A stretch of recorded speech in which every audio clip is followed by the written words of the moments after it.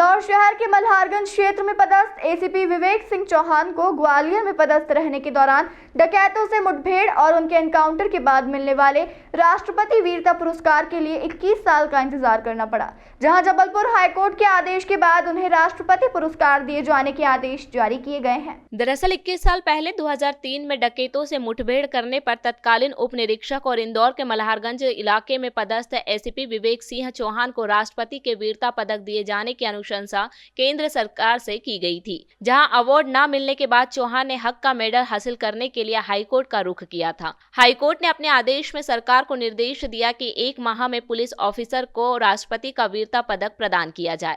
गौरतलब है कि विवेक सिंह चौहान अभी इंदौर में मल्हारगंज एसीपी के पद पर पदस्थ हैं, जहां उनके पास मल्हारगंज और एरोड्रम थाना क्षेत्र का प्रभार है। उनकी तरफ से जबलपुर हाईकोर्ट में वरिष्ठ अधिवक्ता मर्गेंद्र सिंह, जयदीप कौरव एवं कौशल सिंह सिसोदिया ने पैरवी की।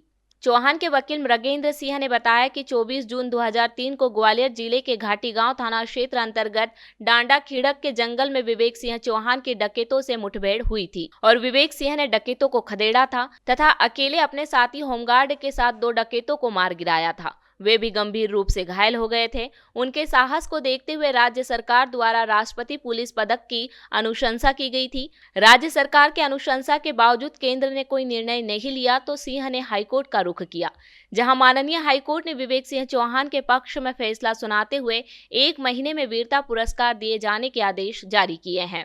ये मामला जो आपने सवाल किया है, ये मामला विवेक सिंह चौहान 2003 में 26 जून 2003 को घाटी गांव पुलिस स्टेशन में पोस्टेड थे ग्वालियर, और वो आकस्मिक गश्त पे गए हुए थे। उस समय आकस्मिक मुठभेड़ हुई पुलिस इसके साथ, डकैतों के साथ, और डकैतों ने उनके ऊपर आक्रमण कर दिया। डकैत भी हथियारों से लैस थे और उस पर इन्होंने उनकी बंदूकें छुड़ा ली और उन बंदूक से फायर कर रहे थे तो नाल पकड़ ली बंदूक की।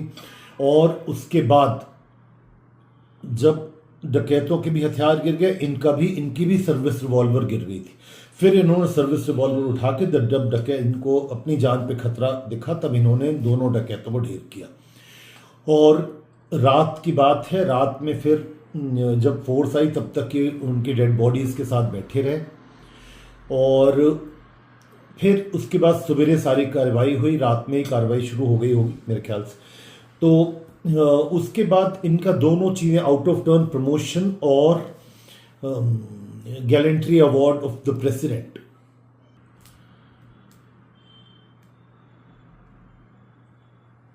जी ये 26 जून की घटना के बाद 18 दिसंबर 2003 को तत्कालीन एसपी ग्वालियर ने इनको प्रेसिडेंट गैलेंट्री अवार्ड के लिए रिकमेंड कर दिया था। रिकमेंडेशन 6 महीने के अंदर ही चली गई थी, पर कहीं कंफ्यूजन रह गया था, जिसकी वजह से सेंट्रल गवर्नमेंट को ये लगा कि ये इतने दिनों बाद, 20 साल बाद, 18 साल बाद क्यों ये रिकमेंडेशन आई।